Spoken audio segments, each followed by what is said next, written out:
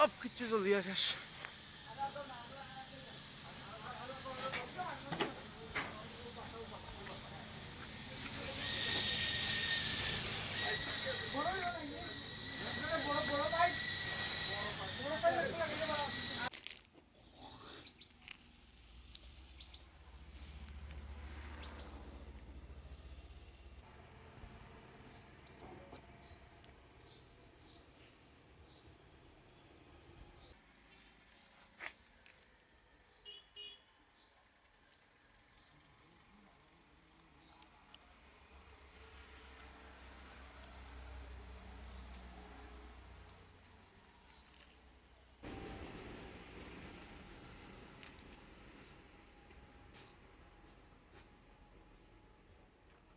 আজকে 11 তারিখ বর্ষার দিন একটা 3:30 নাগাদ একটা মানে আগুন লাগছে বলে আমরা একটা খবর পাইছি।